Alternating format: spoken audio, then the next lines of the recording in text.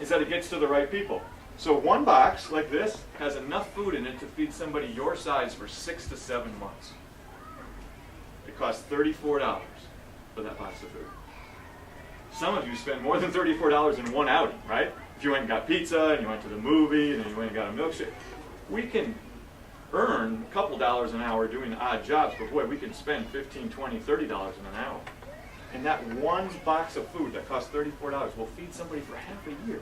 That's real power. I'm not talking the power like power over somebody, like bullying. That's cheap power. I'm talking about a deep power. A deep power that says, you have the chance to do something that you don't have to do. Nobody in this room is going to make anybody go down to the gym on December 20th and package food. You're invited to be a part of that. Nobody's going to make you go out and get some money to help pay for the ingredients. But I invite you to be a part of a team that's going to feed thousands of people. Now, if I told you that you were just going to save their lives, that's impressive enough, right? But the truth is you're doing more than just keeping people alive. You're doing more than just filling their bellies. You're going to meet their needs for survival, yes, their needs for belonging, because this food keeps families together, and I'll share how. You're going to meet their need for success or power, because kids are going to go to school, because they don't have to drop out to go work. And you're actually going to help kids meet their need for freedom and fun. Because there's no play dates or hockey practice or scouting or anything when you don't have access to food.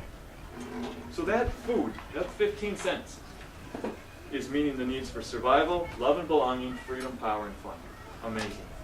Absolutely amazing. And kids are doing this. Not the government, not the president, not the United Nations. Kids all around the world, just like you, are choosing to care enough to do something about this problem. So here's me. This is in a refugee camp just on the Dominican side where a bunch of Haitians have come over. They were actually, many of them, doing just fine, and then they had a tropical storm come through, and then of course the earthquake a few years ago. So now imagine everything that you own is now gone. So imagine one day, just like today, you live in your house, you go to school, and then pretty soon the next day, it's all gone. For us, it would have to be like a tornado or something, because we don't get hurricanes and earthquakes here like that. And then somewhere from another place, maybe even the opposite side of the world, somebody was thinking about you and came and handed you a box of food and said, here. And when I handed them the food, they go, why? Who gave me this? Who are these kids from Highlands Elementary? The kids who care. The kids who decided that they had the power to do something that they didn't have to do. This box here will feed her whole family for about a month. Now, similarities and differences. This is their school. These are younger kids than you. These were kids that were about 4 and 5, but they're doing their math, they're doing some drawings. Their classroom is outside on a piece of concrete slab. That's where they go to school. But their need for education, for power, is the same as yours. It just looks a little different. This guy here, he's playing baseball. Doesn't have a bat, he's got a sugarcane stick. And we're playing baseball. Turns out that a lot of people around here, about 1 to 2 mile radius, are like Francisco Liriano, Sammy Sosa, and a bunch of other folks who used to live in this actual community. When you look at this house, yeah, I've been in this house. How many of you think they need a new house? That's what I thought, until I asked them. Isn't it amazing how sometimes we just think, well, we should build them a house? Actually, their house worked just fine. Their house serves 3 purposes. Number 1, it keeps the rain out. Number 2, it keeps the rodents and the insects out, like mosquitoes. How? Because it's got a roof on it, and it's got walls. It's just made out of different materials. It looks like it should leak, but it actually doesn't leak. It works quite well.